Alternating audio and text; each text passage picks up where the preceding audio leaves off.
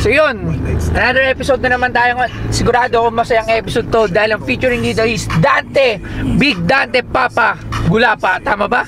Basta siya na yun, si Flying Eagle Man. So pupunta natin sa Potrero, Malabon, kung saan ang kanilang hometown. So tara, samahan nyo ako ngayon. Pupunta tayo doon ngayon. Let's go, man! Easy, easy.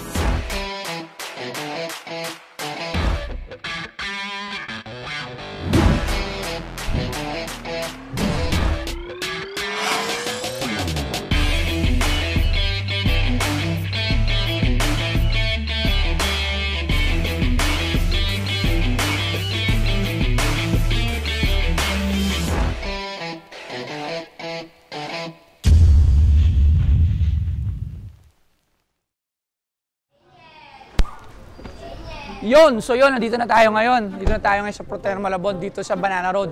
So pupunta na natin si Big Dante Gulapa, Papa. Tara, let's go, samahan nyo ako. Tara na.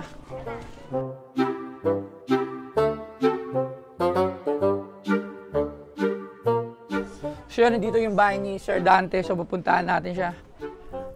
Actually, hindi niya. Oh, yun, sakto dito si Idol. Sir Idol, Sir Dante Gulapa.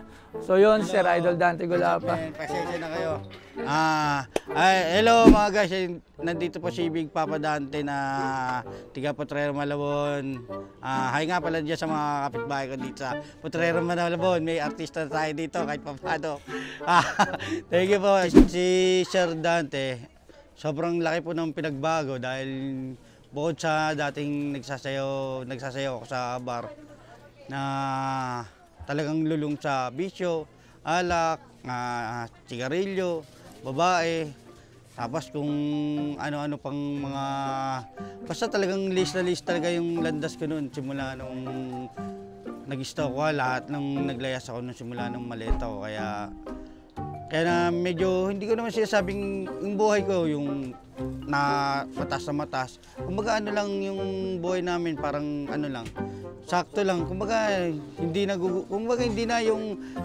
yung nangangapa sa dilim na paano ko kukuhanin yung panggastos sa araw-araw, kasi sa tutusin ilang kami dito sa bahay namin, 10.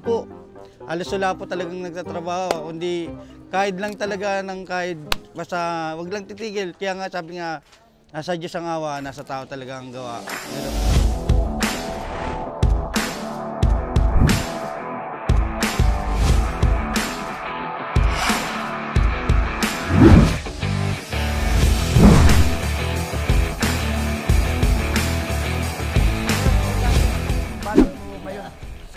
Dami lang kumukuha sa'yo. Eto nga. Sino nagawak? Bali yung misis ko yung umaano ng schedule eh.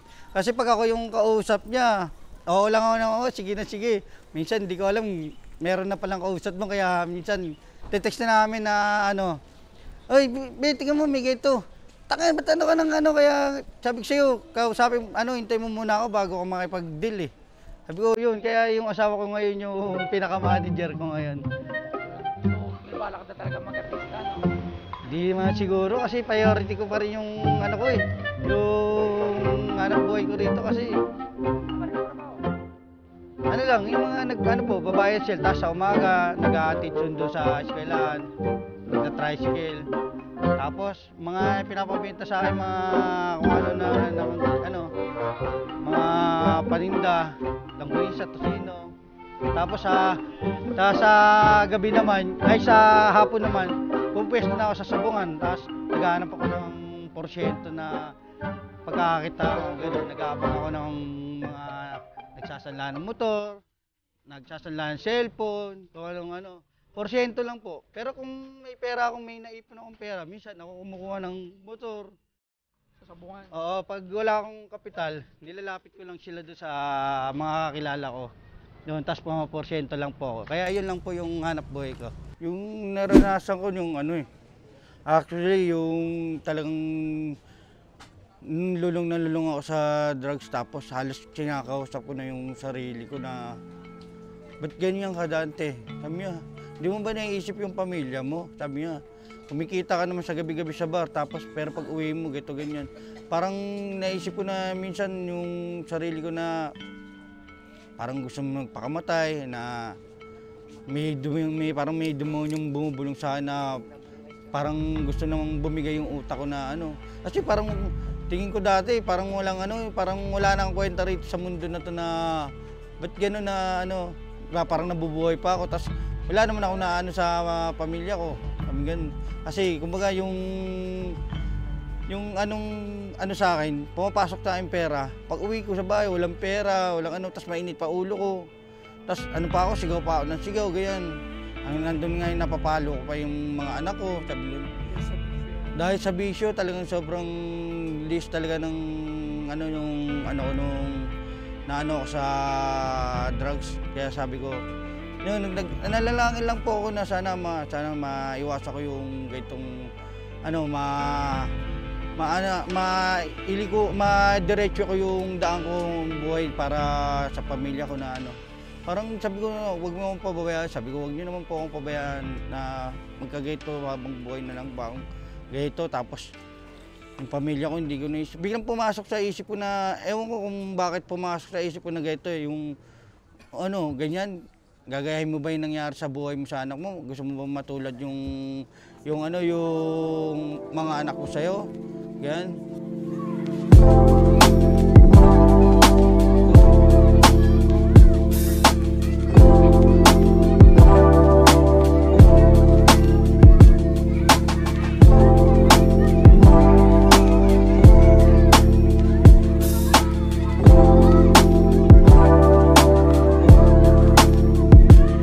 Okay, punta tayo dito sa mansion ni Papa Dig Dante. Let's go.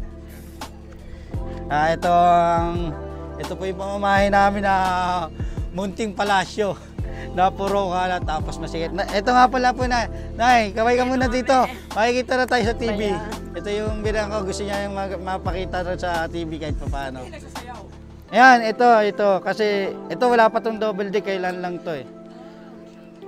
Ayan, yung cellphone ko nilagay ko doon sa may gilid. Tapos yung patungan dati ng TV, dito po yan.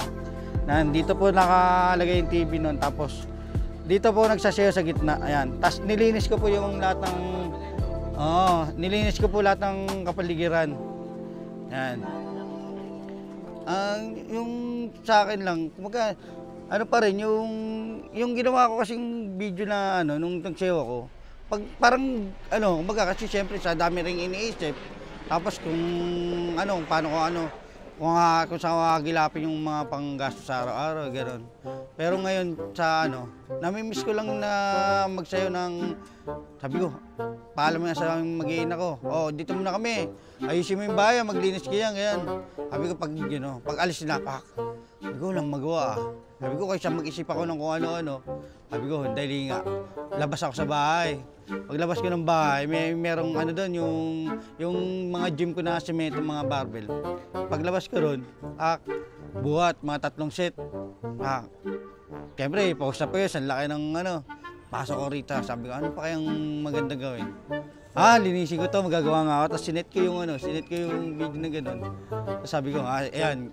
Ngayon nga, kaya hindi ko na-expect na sabi ko, para may remembrance lang ako para pag tumanda ako, syempre. Kasi wala akong remembrance nung dati nagsasayo ako na mga kung ano ng video. Yun, kaya nagawa ko yung ganung video.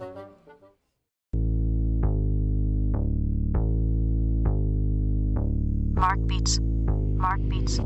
Easy ka lang, easy ka lang, easy ka lang. Lumapit ka sa akin at huwag mo ilang. Easy ka lang, easy ka lang, easy ka lang. Lumapit ka sa akin at huwag mo ilang. Yung simula nung nahinto ko sa bar, siguro 1 year o 2 years ago na hindi ako nagsasayaw. Tapos wala akong hanap buhay, dahil wala nga po akong pinag-aralan. Siyempre, ang hirap naman siguro maghanap ng trabaho. Tapos siyempre, yung nga lang pag-shoutout, kaya nahirapan ako. Kaya sabi ko nga sa mga idol ko, idol, pasensya na kayo kung bali-bali ko ako kasi siyempre, ayoko naman kahit na hindi ko naman kaya, tapos magmamagaling ka ng gano'n. Siyempre kung yung ako, gusto ko, yung ako lang talaga. Pero yung maipag-plastika pa ba tayo, tapos maglolokong pa tayo, kahit na sabi mong ganyan. Tapos mayabang pa na gano'n. Ayoko nung gano'n. Siyempre, kung ano lang po yung natural na si Dante. Kaya yun.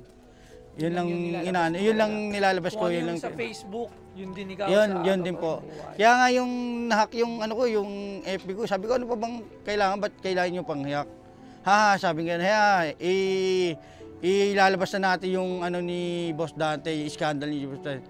Kaya nga, kahit sabi ko, oh, scandal pa, sabi ko, scandal pag gusto niya, halos konti na nga lang, magubad na ako sa ano, magubad na ako sa social media, wala na nga akong pakialam eh.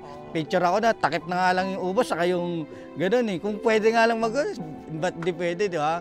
Siyempre alam ko rin naman na bawal na mag-ano, kaya inaano ko na, sabi ko, scandal, sabi ko, hindi pa sila nakontento ng gano'n. Ladlad na nga yung buhay ko, gusto pa nila, iladlad pa ng iladlad. Sabi ko yung gano'n sa kanila, kaya yun.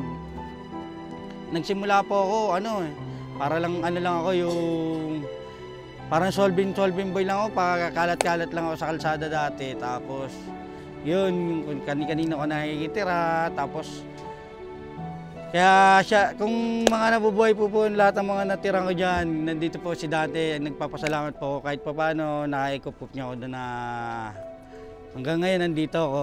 Huwag po kayo mag-alala, kung sakasakali magtuloy-tuloy ito si Big Papa Dante, ako naman po ang tutulong sa inyo.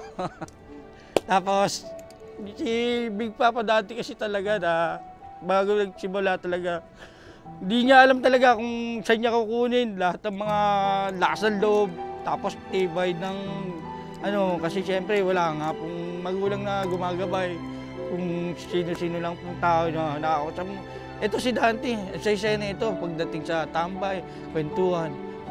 Sa totoo lang po, pag ako lang yung nag-iisa, hindi ko po alam talaga kung sino hihingi ako ng tulong pag may problema ako.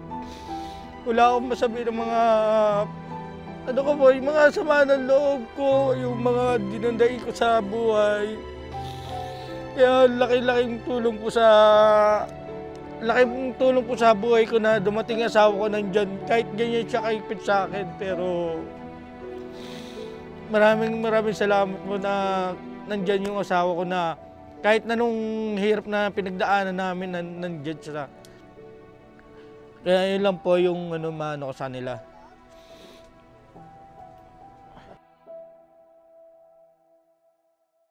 Yung sa mga nakatulad ko, sabi nating nalulung sa bisyo, kung saan nalis ng landas, sana po mga idol. Hindi ko naman po inaangat yung sarili ko na kahit pa paano na ilayo ko yung sarili ko sa ganun landas. Kaya mapapayo ko lang po sa kanya, wag po kayong magsasawang manalangin sa Panginoon at sa Diyos na tulungan kayo, gabayan kayo. Kaya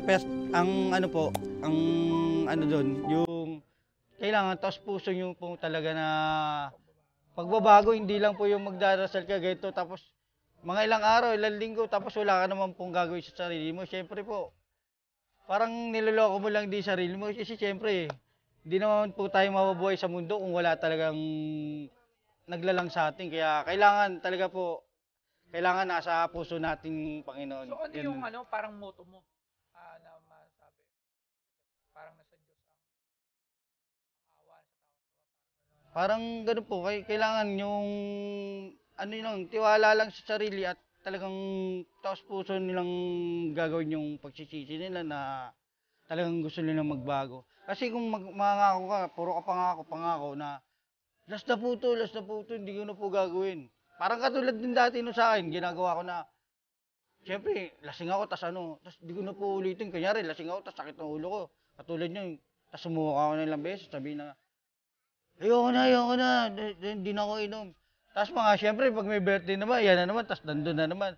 Parang siyempre kailangan, huwag mo na lang sabihin na yung sabihin na, kunyari ito, tayong dalawa, nag-usap na, pre, hindi na ako ganun. Tapos mas malalaman mo na, gagawin niya na naman ulit. Dapat kumbaga, pag nanalangin ka, nagdasal ka na taos puso na para doon sa gusto mong mangyari sa buhay mo na kumbaga, gawin mo lang. Wag mong sabihin, gawin mo yung dapat mong gawin na kung ano yung pinangako mo na sa sarili mo na ganun. Yun lang po.